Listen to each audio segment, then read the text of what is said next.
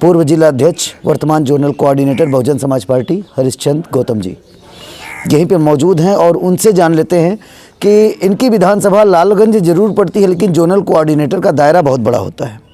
पूर्व जिला अध्यक्ष रहे, पूरे ज़िले के अध्यक्ष रहे ये, और एक माने जाने कैडर बेसिस नेता में गिने जाते हैं बहन जी की निगाहों में। जानते हैं आपसे सर कि विगत कुछ दिन पहले जो शोर शराबा या सिगुफा ये कह लेना कि एक अफवाह मात्र ही थी, उसके पीछे कौन हो सकते हैं? क्या ये प्रदर्शित क्या करना चाहते थे ऐसी खबर चलाकर और ऐसा काम करके कि बीएसपी प्रत्याशी का टिकट कट गया और एक पूर्व विधायक का नाम जोड़ दिए और वो सपा के पूर्व विधायक हैं? क्या ये वाकया क्या था? सबसे पहले तो मैं आपके विजय प्रताप न्यूज़ चैनल का बहुत बहुत धन्यवाद करता हूँ, आभार व्यक्त करता हूँ कि आपने हमारी बात को जनता के बीच में चैनल के माध्यम से पहुंचाने का प्रयास किया। इसके लिए बहुत बहुत धन्यवाद, आभार। देखिए, जहां तक बहुजन समाज पार्टी का सवाल है, बहुजन समाज पार्टी की नेता माननीय बहन जी जो हमारी नेता हैं, जो निर्णय फैसला लेती हैं, उस निर्णय फैसले को हम सब से शेयर करती हैं, बताती हैं।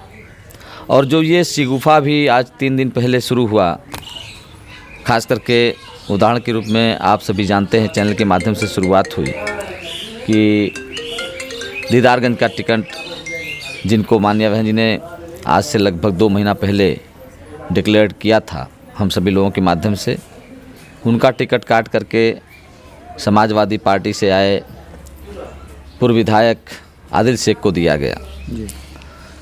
यह खबर फैलाई गई, हम लोगों तक भी खबरें आईं, लेकिन चूँकि हम लोग मुतमईन थे, माननीय बहन जी के निर्देश के क्रम में जो निर्देश हुआ करता हम सभी लोगों को जो बताती हैं, ऐसा कुछ नहीं था।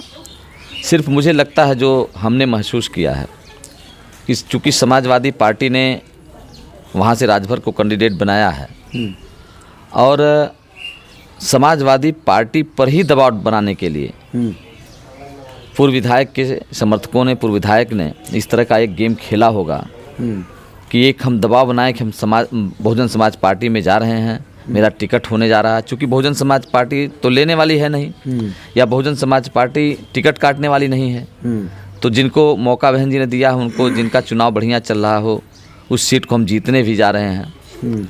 अगर इस तरह की अफवाह फैलाई जाए तो हो सकता है कि चूँकि जो उनके नेता हैं समाजवादी पार्टी के राष्ट्रीय अध्यक्ष अखिलेश यादव जी, वो उनमें डर पैदा हो जाया करती है। मैंने देखा है तमाम टिकट उन्होंने इस डर में बदला कि कहीं ये हमसे न नाराज़ हो जाएं, ये हमारा वोट न खिसक जाए। जबकि आप अध्ययन करेंगे तो माननीय बहन जी हमेशा स्ट्रिक्ट रहती, उन्होंने कभी रिजल्ट का ये परवाह नहीं किया कि मतलब क्या होगा, अगर उन्होंने निर्णय ले लिया तो निर्णय उनका फिर अटल रहता है। तो वो एक डराने के लिए समाजवादी पार्टी अब से भी डर करके ये हमको टिकट दे दे, ऐसा गेम उन लोगों ने खेलने का प्रयास किया और उनका गेम कामयाब नहीं हो पाया। इससे आपकी पार्टी पे कोई प्रभाव या कोई असर? ऐसे हमारी पार्टी पर तो इतना असर पड़ा कि हमारे कैंडिडेट का यूं ही प्रचार हो गया। भारतीय जनता पार्टी के कैंडिडेट, उनके समर्थक, समाजवादी पार्टी के कैंडिडेट, उनके समर्थक कि मुन्ना सिंह का टिकट कट गया, भूपेंद्र सिंह मुन्ना का टिकट कटा, अब तो ये हो जाएगा वो हो जाएगा, तो खुद भी प्रचार हो गया और दूसरे दल के लोगों ने प्रचार कर दिया। ये तो हमारे लिए और अच्छी बात रही। हाँ, तो एक बात और रह जाती है सर कि दूसरी विधानसभाओं में, अगर दीदारगंज से हट के देखा जाए, लालगंज से, मैं दूसरी विधानसभाओं में जाता हूं तो लोग कहते हैं, समाजवादी पार्टी के लोग कहते हैं कि इनको बीजेपी से नहीं भिड़ना है, ये जहां हम 20 पड़ेंगे ये खड़े हो जाते हैं कि हम आगे तुम्हें जाने नहीं देंगे। इसमें कितनी सच्चाई है? फिर से क्वेश्चन। वो लोग कहते हैं, समाजवादी पार्टी के लोग, कि बीजेपी से मिलकर भिड़ना था तब नहीं भिड़े, और अब भिड़ना भी नहीं है, केवल जहां हम मजबूत पड़ रहे हों वहां ये हमारा विकल्प बन के बीजेपी का रास्ता क्लियर करवाते हैं। देखिए, जहां तक समाजवादी पार्टी के लोग ये इस तरह से कहते हैं, तो हमने हमेशा, हमारी नेता ने जब फैसला लिया है, जब काम किया है, चाहे वो भारतीय जनता पार्टी से मिलकर के भी सरकार चलाई हो, तो भी कभी उन्होंने भारतीय जनता पार्टी से समझौता नहीं किया। और मैं तो इनका उदाहरण बता दूं, समाजवादी पार्टी के लोगों का, समाजवादी पार्टी के लोग तो कहते हैं कि मैं भारतीय जनता पार्टी का बहुत विरोधी हूं और एकदम कट्टर विरोधी हूं, हमने आपको बताया कि बहुजन समाज पार्टी की नेता, आपको याद दिला दूं, जब पहली बार 1995 में 3 जून 1995 को बहन जी ने शपथ लिया था, पहली बार भारतीय जनता पार्टी ने सहयोग किया था, बाहर से समर्थन किया था, हमारी सरकार बनी थी।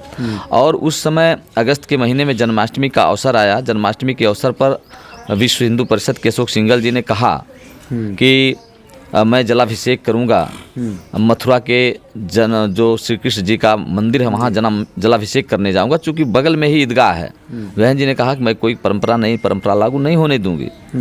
लेकिन अशोक सिंघल जी ने एक धमकी दिया कि भारतीय जनता पार्टी से मिल करके हमने आपको समर्थन दिलवाया है और हम समर्थन वापस ले लेंगे, सरकार आपकी गिर जाएगी। पानिया बहन जी ने कहा कि कल के बजाय आज समर्थन अगर वापस लेना हो तो ले जा, लेकिन अगर मायावती मुख्यमंत्री है तो कोई नई परंपरा नहीं लागू होने देगी। और आपको चैनल के माध्यम से जब उस पहले का विवरण देखेंगे, आप चूंकि मीडिया से जुड़े हो, सारे तथ्यों को आप लोग कलेक्ट करते हो, रखते हो, जानकारी रखते हो, तो 1995 में जब बहन जी ने इस तरह का निर्णय लिया, तो रात रात में कमिश्नर बदले, डीएम बदले, एसपी बदले और उन्होंने कहा कि 2 किलोमीटर के अंदर कोई नहीं जाएगा। और समाजवादी पार्टी के लोगों ने एक उदाहरण दिया था, मुलायम सिंह यादव ने, परिंदा पर नहीं मार सकता, बाबरी मस्जिद शहीद हो गई। लेकिन बहन जी ने कहा 2 किलोमीटर के अंदर कोई नहीं जाएगा। मैं दावे के साथ कहता हूँ 2 किलोमीटर के अंदर कोई नहीं गया। हमने और इन्होंने क्या किया, ये कहते हैं हम भारतीय जनता पार्टी से लड़ने वाले वीर बहादुर हैं। मैं आपको बता दूं कि जिस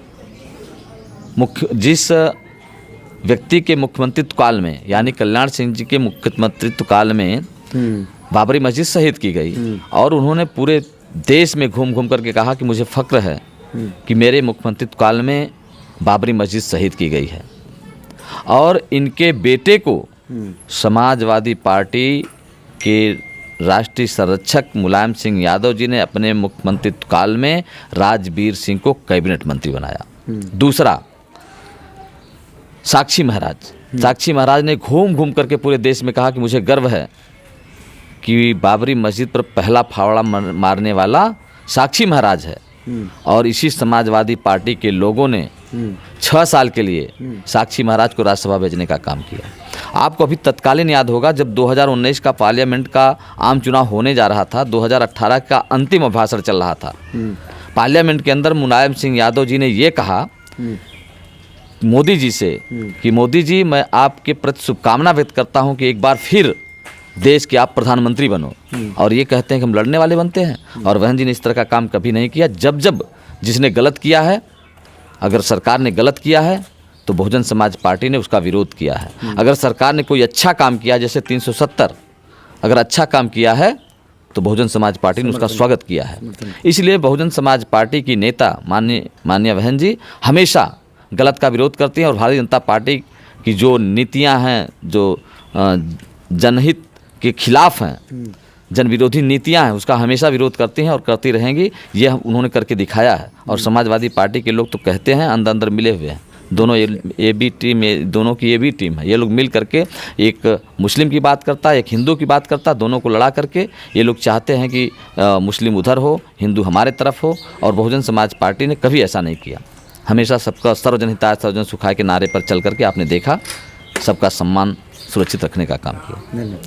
अपने आसपास की खबरों को देखने के लिए हमारे चैनल JN न्यूज एक्सप्रेस को सब्सक्राइब करें तथा बेल आइकन को प्रेस करना ना भूलें, ताकि हर खबर पहुंचे आप तक।